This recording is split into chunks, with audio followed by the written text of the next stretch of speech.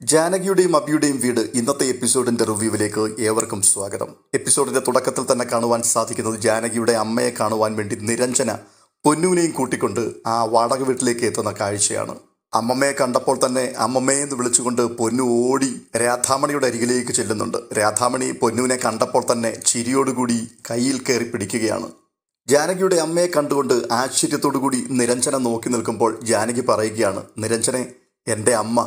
അപ്പോൾ നിരഞ്ജന പറയുകയാണ്, ഇത് ഏടത്തിയുടെ അമ്മയല്ല എന്ന് ആർക്കും പറയാൻ കഴിയില്ല. ഏടത്തിയുടെ ഒരു ഛായ അമ്മയ്ക്കുണ്ട് അല്ലേ മേരിയമ്മേ? അപ്പോൾ മേരിയമ്മ, രാധാമണി ഒരുപാട് മാറിപ്പോയി മോളെ. ചെറുപ്പത്തിലേ കാണണമായിരുന്നു, നോക്കി നിന്നു പോകും. അപ്പോൾ ജാനകി, മേരിയമ്മയ്ക്ക് എപ്പോഴും ഇത് പറയാനേ നേരമുള്ളൂ. ഇതിന് മറുപടിയായിട്ട് നിരഞ്ജന പറയുന്നുണ്ട്, മേരിയമ്മ പറയുന്നതിൽ ഒരതിശയവുമില്ല. അമ്മയെ കിട്ടാൻ വൈകിപ്പോയെങ്കിലും ജാനകിയിടത്തി ഭാഗ്യമുള്ളവളാണ്. ജാനകിയിടത്ത് മാത്രമല്ല, അമ്മയും. തുടർന്ന് രാധാമണിയുടെ മുഖത്തേക്ക് നോക്കിക്കൊണ്ട് ജാനകി ചോദിക്കുന്നുണ്ട്, അമ്മേ, അമ്മയ്ക്കിത് ആരാണെന്ന് മനസ്സിലായോ? അബിയേട്ടൻ്റെ അനിയൻ്റെ പെണ്ണാണ്. അമ്മ ഇവളെ ഒന്ന് നോക്കമ്മേ. ഇത് കേട്ടിട്ട് പൊന്നുവും പറയുന്നുണ്ട്, അമ്മമ്മ ചെറിയമ്മയെ ഒന്ന് നോക്കമ്മേ. പൊന്നുവിനെ ഇപ്പോൾ ഇവിടേക്ക് കൊണ്ടുവന്നത് ചെറിയമ്മയാ. ഇതൊക്കെ കേട്ടുകൊണ്ട് ഒരു ചെറു പുഞ്ചിരിയോടുകൂടി മാത്രം രാധാമണി ഇരിക്കുകയാണ്. അപ്പോൾ രാധാമണിയുടെ അരികിലിരുന്നു കൊണ്ട് നിരഞ്ജന പറയുകയാണ്, അമ്മേ, നിരഞ്ജന എന്നാ എൻ്റെ പേര്. അമ്മയ്ക്ക് സുഖമല്ലേ? അത് കേൾക്കുമ്പോൾ വീണ്ടും പൊന്നു പറയുകയാണ്, അമ്മമ്മ മിണ്ടില്ലെന്ന് ഞാൻ ചെറിയമ്മയോട് പറഞ്ഞതല്ലേ. അപ്പോൾ നിരഞ്ജന, പക്ഷേ അമ്മമ്മ എന്നോട് മിണ്ടും. അമ്മേ, എന്നോട് എന്തെങ്കിലും ഒന്ന് പറ, അല്ലെങ്കിൽ പൊന്നുവിൻ്റെ മുമ്പിൽ ഞാൻ തോറ്റുപോകും കേട്ടോ. അമ്മേ, എന്തെങ്കിലും ഒന്ന് സംസാരിക്കമ്മേ. അതിന് നിരഞ്ജന വിഷമിക്കണ്ട എന്ന് ജാനകി പറയുമ്പോൾ നിരഞ്ജന തിരികെ പ്രതികരിക്കുകയാണ്, ഏടത്തിയുടെ വിഷമം എനിക്ക് മനസ്സിലാകും. ഏടത്തിയോടൊരു വാക്ക് സംസാരിക്കാത്ത അമ്മ എങ്ങനെയാണ് ഇപ്പോൾ കണ്ട എന്നോട് സംസാരിക്കുന്നത്? അമ്മയെ വന്ന് കാണാൻ കഴിഞ്ഞത് തന്നെ വലിയ സന്തോഷം. ഇനി എപ്പോഴും ഈ മുഖം മനസ്സിലുണ്ടാവുമല്ലോ. അപ്പോൾ ജാനകി പറയുകയാണ്, നീ വാ, പൊന്നു അമ്മയുടെ കൂട്ടിരിക്കട്ടെ. അവളെ കാണുവാൻ ആഗ്രഹിച്ചുവെന്ന് അമ്മയുടെ മുഖം പറയുന്നുണ്ട്. ഇത് പറഞ്ഞിട്ട് നിരഞ്ജനയുമായിട്ട് ജാനകി അപ്പുറത്തേക്ക് പോവുകയാണ്. പൊന്നുവിൻ്റെ സാമീപ്യം രാധാമണിയിൽ വലിയ മാറ്റങ്ങൾ ഉണ്ടാക്കുന്നുണ്ട്. പൊന്നു എത്തിയതോടുകൂടി രാധാമണി വളരെ ആക്റ്റീവ് ആകുന്നുണ്ട്. മുഖമൊക്കെ വളരെ പ്രസന്നമായി ചിരിച്ചുകൊണ്ട് തന്നെ പൊന്നുവിൻ്റെ കയ്യിൽ കയറി പിടിക്കുകയും ഒക്കെ ചെയ്യുന്നുണ്ട് രാധാമണി. തുടർന്ന് നിരഞ്ജന ജാനകിയോട് പറയുകയാണ്, ഞാൻ വരുന്നതിനോട് അബിയേട്ടന് ഒട്ടും താല്പര്യമില്ലായിരുന്നു. പിന്നെ പൊന്നുവിൻ്റെ അപേക്ഷ പരിഗണിച്ചാണ് ഞങ്ങളെ ഇങ്ങോട്ട് വിട്ടത്. അപ്പോൾ ജാനകി, അബിയേട്ടൻ അമലിനോട് ഒരു കാര്യവും മറച്ചു വെക്കാറില്ല. പക്ഷേ ഈ ഒരു കാര്യം ഇതുവരെയും പറഞ്ഞിട്ടില്ല. ഇടയ്ക്കിടയ്ക്ക് അതിൻ്റെ വിഷമം പ്രകടിപ്പിക്കാറുണ്ട്. അബിയേട്ടൻ്റെ ഭയം എനിക്കറിയാമേടത്തി. ആരെങ്കിലും ഫോളോ ചെയ്യുന്നുണ്ടോ എന്ന് ശ്രദ്ധിച്ചാണ് ഞാനും ഇവിടേക്ക് വന്നത്. ജാനകിയെടത്തി, അമ്മയെ കൊണ്ടുവന്നതിന് ശേഷം മാറ്റമെന്ന് പറയാൻ എന്തെങ്കിലും അമ്മയിൽ കണ്ടിരുന്നോ? അമ്മയ്ക്ക് ആകെയുള്ള മാറ്റം തന്നെയാണ് അല്പം മുമ്പ് നിരഞ്ജന കണ്ടത്. പൊന്നുവിൻ്റെ കൂടെ സമയം ചെലവഴിക്കാനാണ് അമ്മ ആഗ്രഹിക്കുന്നത്. അതുവരെ മരവിച്ച മുഖത്തോടു കൂടിയായിരുന്നു ഇരുന്നിരുന്നത്. അവളെ കണ്ടതും അമ്മയുടെ മുഖം അങ്ങ് വിടർന്നു. അപ്പോൾ നിരഞ്ജന, അതൊരു നല്ല മാറ്റം തന്നെയാണ് എടത്തി. ശരിക്കും അമ്മയ്ക്ക് എന്താണ് ഉണ്ടായത്? എന്താ ഇങ്ങനെയൊരു അവസ്ഥ വരാൻ കാരണം? അമ്മ ചതിക്കപ്പെട്ട് പ്രഗ്നൻ്റ് ആയതാണോ? നിരഞ്ജനെ, എല്ലാം എന്നോട് പറഞ്ഞത് മേരിയമ്മയാണ്. അമ്മ ചതിക്കപ്പെട്ടതല്ല, അമ്മയെ ഒരാൾ നശിപ്പിച്ചതാണ്. അമ്മ ജോലി ചെയ്തിരുന്ന കമ്പനിയുടെ ഓണറായിരുന്നു അയാൾ. മറ്റൊരു സ്ഥലത്ത് നിന്ന് അമ്മ ആ കമ്പനിയിൽ അക്കൗണ്ടൻ്റായി ജോലിക്ക് എത്തിയതാണ്. അച്ഛൻ മാത്രമേ അമ്മയ്ക്കുണ്ടായിരുന്നുള്ളൂ. അമ്മയുടെ പേര് രാധാമണി എന്നാണ്. അമ്മയുടെ വയറ്റിൽ ആ നീചൻ്റെ കുഞ്ഞ് ജന്മം കൊണ്ടു. തുടർന്ന് അപമാനം താങ്ങാനാവാതെ അച്ഛൻ ജീവനൊടുക്കി. പിന്നീട് നാട്ടുകാരൊക്കെ കൂടി ചേർന്ന് അമ്മയെ മേരിയമ്മ ജോലി ചെയ്യുന്ന ഓർഫനേജിൽ കൊണ്ടാക്കി. പ്രസവം അടുത്ത നാളിൽ അമ്മയ്ക്ക് മാനസിക വിഭ്രാന്തി വന്നു. പ്രസവം കഴിഞ്ഞ് 5-ാം നാളിൽ അമ്മ സ്വന്തം കുഞ്ഞിനെ ഉപേക്ഷിച്ചു പോയി. പിന്നെ എങ്ങനെയോ അമ്മ ശരണാലയത്തിലെത്തി. അയ്യോ ഏട്ടത്തി, എന്തൊക്കെ ദുരന്തങ്ങളാണ് അമ്മ തീരെ ചെറുപ്പത്തിൽ തന്നെ അനുഭവിച്ചത് അല്ലേ? ആ നീചൻ ആരാണെന്ന് അറിയാൻ കഴിഞ്ഞോ ജാനകിയെടത്തി? അയാളെ തിരിച്ചറിയണമെങ്കിൽ അമ്മയ്ക്ക് ഓർമ്മ തിരിച്ചു കിട്ടണം നിരഞ്ജനെ. അയാളെ തിരിച്ചറിയണം, അയാളെ കണ്ടെത്തണം. അയാൾക്ക് കിട്ടാവുന്നതിൽ ഏറ്റവും വലിയ ശിക്ഷ തന്നെ നമുക്ക് വാങ്ങിക്കൊടുക്കണം. വർഷങ്ങൾ പലത് കഴിഞ്ഞില്ലേ ജാനകിയെടത്തി? അയാളിപ്പോൾ വലിയ മാന്യനായിട്ട് ജീവിക്കുന്നുണ്ടാവും. ഞാൻ അയാളെ വെറുതെ വിടില്ല നിരഞ്ജനെ. എൻ്റെ അമ്മ ഭ്രാന്ത് പിടിച്ച് അനുഭവിച്ചതുപോലെ തന്നെ അയാളും ജയിലിൽ കിടന്ന് അനുഭവിക്കണം. ഞാനത് ചെയ്തില്ലെങ്കിൽ ഞാൻ എങ്ങനെ ആ അമ്മയുടെ മകളാകും? മറ്റുള്ളവരുടെ പരിഹാസം ഭയന്നിട്ടല്ല ഞാൻ അമ്മയ്ക്കൊപ്പം ഇവിടെ കഴിയുന്നത്. അമ്മയ്ക്ക് നഷ്ടപ്പെട്ട ഓർമ്മകൾ തിരിച്ചു കിട്ടാൻ വേണ്ടിയാണ്. അതിന് ഇങ്ങനെയൊരു സ്ഥലത്ത് ഞാനും അമ്മയും മാത്രം മതി. അപർണ ഈ വിവരമറിഞ്ഞാൽ പരിഹാസവുമായി ഇവിടെയും വരും. എനിക്ക് അമ്മയുടെ ട്രീറ്റ്മെൻറ്റ് പൂർത്തിയാക്കാനും പറ്റില്ല. അത് ശരിയാ, വേണ്ട എടത്തി. അപർണ തൽക്കാലം ഒന്നും അറിയാതിരിക്കുന്നതാണ് നല്ലത്. അമ്മയ്ക്കെല്ലാം ഓർത്തെടുക്കാൻ കഴിയണം. അപ്പോൾ അമ്മ ആ ദുഷ്ടൻ്റെ പേര് പറയും. എന്നിട്ട് നമുക്ക് അയാളെ നിയമത്തിൻ്റെ മുൻപിൽ കൊണ്ടുവരണം. അയാൾ ആരാണെന്ന് തിരിച്ചറിഞ്ഞാൽ മാത്രം മതി. എന്നിട്ട് ജാനകി അടത്തിക്ക് വേണ്ടി കേസ് ഞാൻ വാദിക്കും. അയാൾ ഒരു പ്രബലനായിരിക്കും എന്നുള്ള കാര്യത്തിൽ സംശയമില്ല നിരഞ്ജനെ. മുൻപിൽ വന്നു നിൽക്കുന്ന ആ മുഖം ഞെട്ടലുളവാക്കാൻ പോകുന്നതാണെങ്കിലോ? നിനക്കതിനുള്ള ധൈര്യമുണ്ടാകുമോ? ജാനകിടത്തി, എൻ്റെ മുൻപിൽ അയാൾ വലിയൊരു ക്രിമിനലായിരിക്കും. എൻ്റെയും കൂടെ അമ്മയ്ക്ക് വേണ്ടിയല്ലേ ഞാൻ ആ വക്കാലത്ത് ഏറ്റെടുക്കാൻ പോകുന്നത്. ഏത് കൊലക്കൊമ്പനായാലും ഞാൻ അയാളെ വിടില്ല. ഇതൊക്കെ ഒരു ദൈവവിധിയായിരിക്കും ജാനകിയടത്തി. ഏടത്തിയാണ് എന്നെ വക്കീൽ കുപ്പായം ധരിക്കാൻ വേണ്ടി പ്രേരിപ്പിച്ചത്. അപ്പോൾ ജാനകി വീണ്ടും പറയുകയാണ്, വരുവാൻ പോകുന്ന കാര്യങ്ങൾ അത്ര സുഖകരമായിരിക്കില്ല. നീ എന്നോട് കൂടെ ഉണ്ടായാൽ മാത്രം മതി. ഉണ്ടാകും ഏടത്തി, ഞാൻ കൂടെ തന്നെ ഉണ്ടാവും. നിരഞ്ജനയുടെ വാക്ക് കേട്ടുകൊണ്ട് ജാനകി മനസ്സിൽ പറയുകയാണ്, അത് തമ്പിയാണ് എന്ന് ഇവൾ അറിയുന്ന സമയം എന്തായിരിക്കും ഇവളുടെ മനസ്സിലുണ്ടാകുന്ന പ്രതികരണം? തുടർന്ന് കാണുന്നത് അബി ഒറ്റയ്ക്കിരിക്കുന്നിടത്തേക്ക് അമല് വരുന്ന കാഴ്ചയാണ്. അമല് വന്നിട്ട് പറയുന്നുണ്ട്, അബിയേട്ടനെ ഒന്ന് കാണാനിരിക്കുകയായിരുന്നു ഞാൻ. തമ്പിയെ പേടിപ്പിച്ചതിൻ്റെ കാരണം എനിക്ക് മനസ്സിലായി. പക്ഷേ വിശ്വൻ എന്ന പേര് കേട്ടപ്പോൾ തമ്പി വിരണ്ടുപോയി. അത് ഒരു കള്ളപ്പേരല്ല എന്ന് എനിക്ക് മനസ്സിലായി. തമ്പി പേടിക്കണമെങ്കിൽ അങ്ങനൊരാളുണ്ട് എന്നുള്ള കാര്യം എനിക്ക് ഉറപ്പാണ്. എടാ, അങ്ങനെ ഒരാളിനെ തമ്പി കണ്ടിട്ടില്ല എന്നുള്ളതാണ് സത്യം. തമ്പി അച്ഛനാണ് എന്ന് പറഞ്ഞുകൊണ്ട് ഒരാൾ വന്നിട്ടുണ്ട് എന്ന് പറഞ്ഞ് തമ്പിയെ ഒന്ന് പേടിപ്പിച്ചു. ഏട്ടാ, അങ്ങനെ പേടിക്കാൻ സാധ്യതയുള്ള ആളല്ല തമ്പി. ഒരു മകനുണ്ടെങ്കിൽ ആ കുഞ്ഞ് ജനിക്കാനുള്ള സാഹചര്യം തമ്പി അറിയണ്ടേ? നീ എന്താടാ നിന്റെ അമ്മായിയപ്പനെ കുറിച്ച് വിചാരിച്ചിരിക്കുന്നത്? അയാളുടെ നല്ല കാലത്ത് എത്ര പെൺകുട്ടികളുടെ ജീവിതമാണെന്നറിയാമോ അയാൾ നശിപ്പിച്ചു കളഞ്ഞിരിക്കുന്നത്? എന്നിട്ടാണ് അയാൾ നമ്മുടെ അച്ഛനെ മോശക്കാരനാക്കാൻ നടന്നത്. അയാൾ ജീവിതം നശിപ്പിച്ചൊരു സ്ത്രീയുടെ ജീവിതത്തെക്കുറിച്ച് സക്കീർ ബായി എന്നോട് പറഞ്ഞിരുന്നു. അതുകൊണ്ട് തന്നെ മകൻ വന്നിട്ടുണ്ട് എന്ന് പറഞ്ഞ് സ്വരം മാറ്റിച്ച് സക്കീർ ബായിയെ കൊണ്ട് ഞാൻ അയാളെ വിളിപ്പിച്ചു.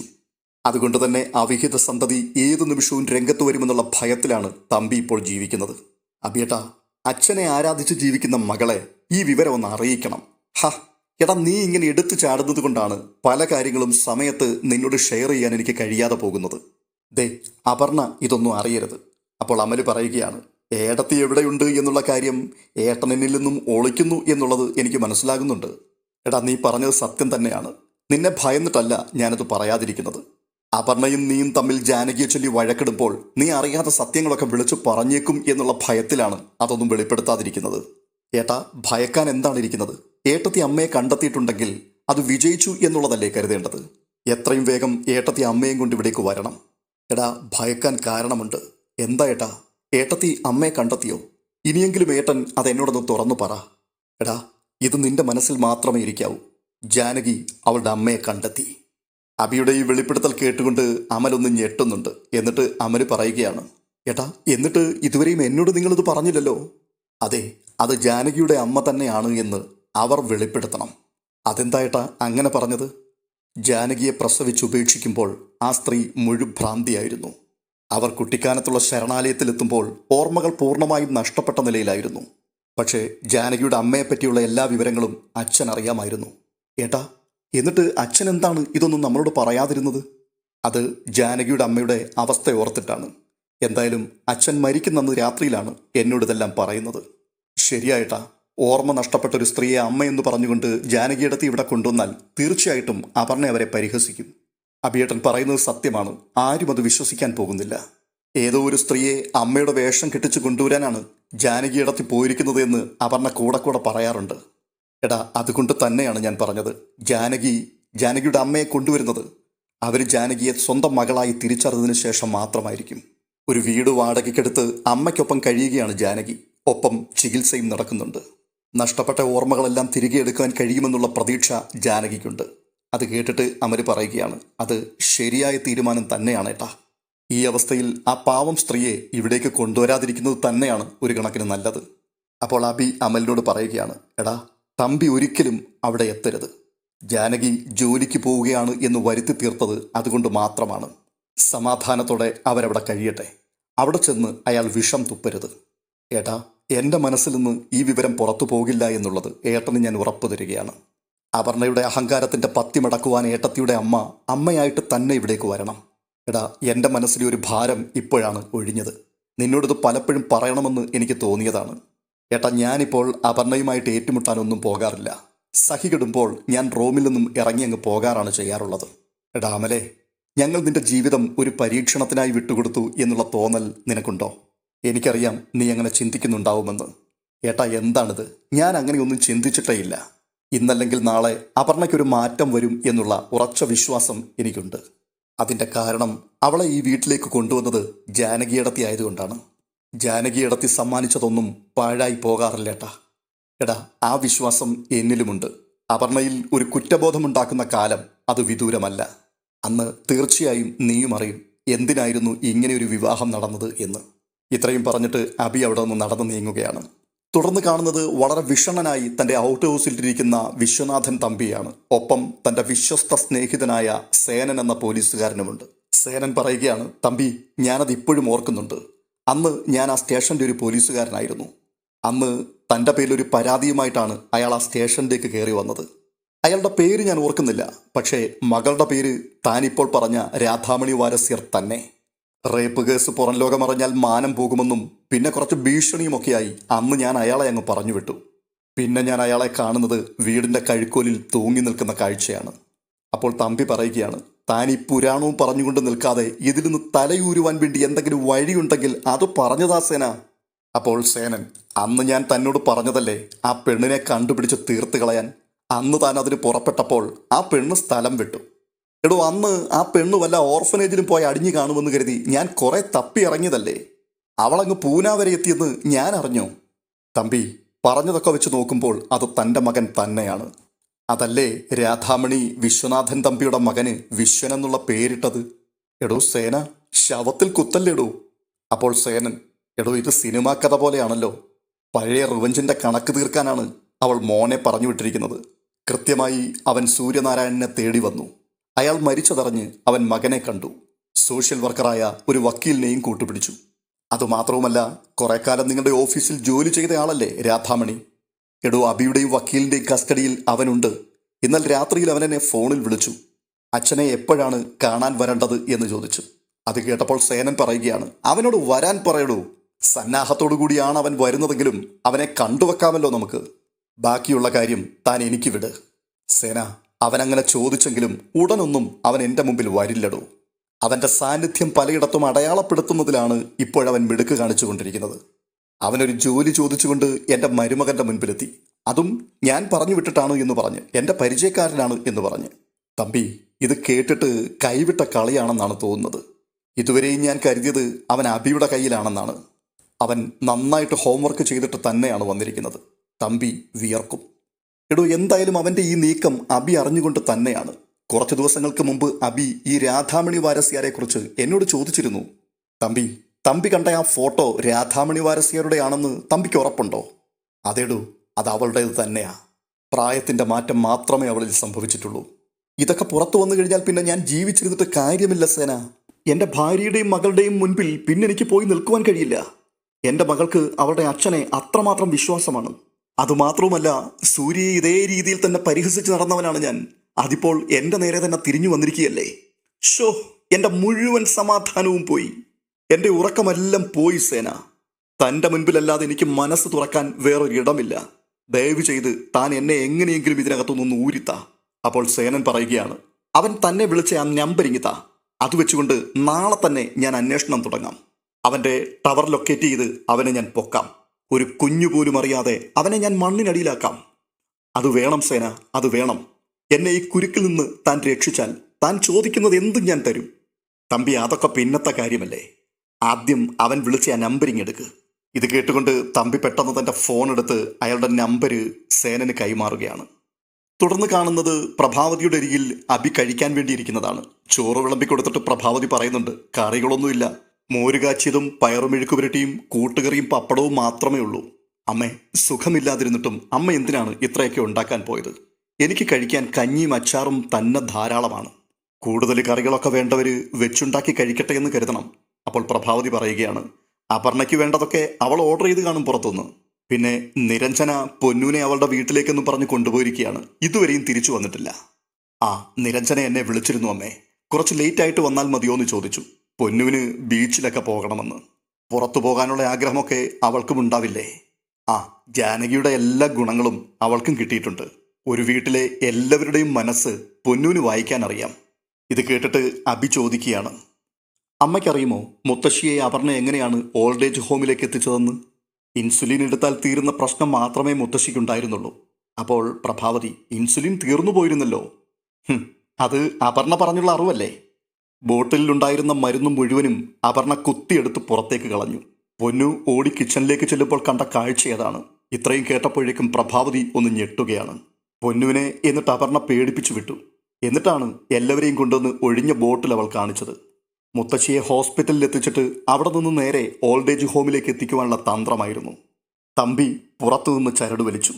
കഴിഞ്ഞ ദിവസം രാത്രിയാണ് പൊന്നു ഇതൊക്കെ എന്നോട് പറയുന്നത്. അപ്പോൾ പ്രഭാവതി, അപർണ അത് പ്ലാൻ ചെയ്തതാണ് എന്നെനിക്ക് മനസ്സിലായി. പക്ഷേ ഇത്രത്തോളം ഉണ്ടായിരുന്നുവെന്ന് എനിക്കറിയില്ലായിരുന്നു. എന്തൊക്കെ പറഞ്ഞാലും ആ മനുഷ്യന് ജന്മം കൊടുത്ത സ്ത്രീയല്ലേ. ഈ വീട്ടിൽ അവരെന്തെല്ലാം കുത്തിത്തിരിപ്പുകൾ ഉണ്ടാക്കിയാലും ഞാനടക്കമുള്ള എല്ലാവരും മൗനം പാലിച്ചത് അതുകൊണ്ട് തന്നെയാണ്. കുറച്ചു ദിവസം മുമ്പ് അവരെന്നെ വിളിച്ചിരുന്നു. അവിടെ പ്രവേശനം കൊടുക്കുമ്പോൾ തമ്പി അവർക്ക് വലിയൊരു തുക ഓഫർ ചെയ്തിരുന്നു അത്രേ. പക്ഷേ അയാൾ ആ തുക ഇതുവരെ കൊടുക്കാൻ കൂട്ടാക്കിയില്ല. മാസാമാസം നല്ലൊരു തുക ചിലവാക്കിയിട്ട് തന്നെയാണ് മാതാപിതാക്കളെ മക്കളവിടെ പാർപ്പിക്കുന്നത്. എന്തായാലും ഇപ്പോൾ അമ്മയുടെ അവസ്ഥ വളരെ പരിതാപകരമാണ് അവിടെ. ഇതൊക്കെ കേട്ടിട്ട് അബി പറയുകയാണ്, അമ്മയുടെ വിഷമം എനിക്ക് മനസ്സിലാകുന്നുണ്ട്. ജാനകി ഇവിടെ ഉണ്ടായിരുന്നെങ്കിൽ മുത്തശ്ശിക്ക് അവിടെ ഒരിക്കലും ഇങ്ങനെ കിടക്കേണ്ടി വരില്ലായിരുന്നു. എന്തായാലും മുത്തശ്ശിയെ തിരികെ കൊണ്ടുവന്നാൽ അപർണ വീണ്ടും പഴയതുപോലെ തന്നെയാവും ചെയ്യുക.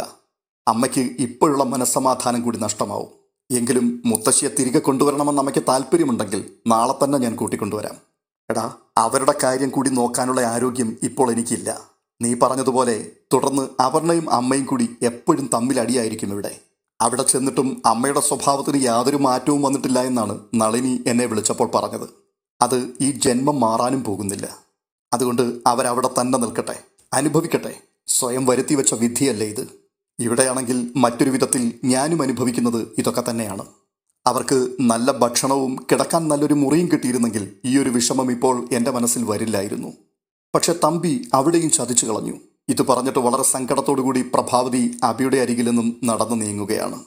തുടർന്ന് കാണുന്നത് നാളത്തെ എപ്പിസോഡിൻ്റെ പ്രൊമോയാണ്. ഈ പ്രൊമോയിൽ വളരെ ചിരിക്കുന്ന മുഖത്തോടുകൂടി രാധാമണി മൊബൈൽ ഫോണിലുള്ള പൊന്നുവിൻ്റെ ഫോട്ടോ ഇങ്ങനെ നോക്കി നിൽക്കുകയും എന്നിട്ട് ആ മൊബൈൽ ഫോണുമായി തിരിഞ്ഞു നടന്നു പോവുകയും ചെയ്യുന്ന കാഴ്ചയാണ്. ഇത് കണ്ടിട്ട് ഒരു ഞെട്ടലോടുകൂടി ജാനകി മേരിയമ്മയോട് പറയുന്നുണ്ട്, അമ്മ അന്വേഷിച്ചു നടന്നതും തിരഞ്ഞതും എൻ്റെ മോളെയായിരുന്നു. അപ്പോൾ മേരിയമ്മ, ഞാൻ പറഞ്ഞില്ലേ മോളെ, ഇരിപ്പുറയ്ക്കാതെയുള്ള ഈ ഓട്ടം പൊന്നു എവിടെയെങ്കിലും ഒളിച്ചിരിപ്പുന്നുണ്ടോ എന്ന് നോക്കാൻ വേണ്ടിയായിരുന്നു. മേരിയമ്മേ, ഇത് നല്ലൊരു മാറ്റമല്ലേ? അതേ മോളെ. അങ്ങനെയാണെങ്കിൽ അമ്മയ്ക്ക് തിരിച്ചറിവ് വന്നു തുടങ്ങിയെന്നല്ലേ നമ്മൾ കരുതേണ്ടത്? മോളെ, മോൾക്ക് അമ്മയെ പതിയെ പതിയെ തിരിച്ചു കിട്ടും മോളെ. തുടർന്ന് കാണുന്നത് അപ്രതീക്ഷിതമായി ഒരാൾ കാറിൻ്റെ ഡോർ തുറന്ന് പുറത്തേക്ക് ഇറങ്ങുന്നു. ഈ സമയത്ത് മേരിയമ്മയും ജാനകിയും കൂടി രാധാമണിയെ കൂട്ടി പുറത്തേക്ക് പോയതാണ്. ഇവരെ കണ്ടുകൊണ്ട് അയാൾ ഷോക്കടിച്ചതുപോലെ ഇവരെ നോക്കി നിൽക്കുന്ന കാഴ്ചയാണ്. ആ അപരിചിതനായ ചെറുപ്പക്കാരൻ ആരാണെന്നറിയുവാൻ വേണ്ടി നാളത്തെ എപ്പിസോഡ് വരെ നമുക്ക് കാത്തിരിക്കാം. അപ്പോൾ അടുത്ത വീഡിയോയിൽ കാണും വരേക്കും എല്ലാവർക്കും ബൈ ബൈ.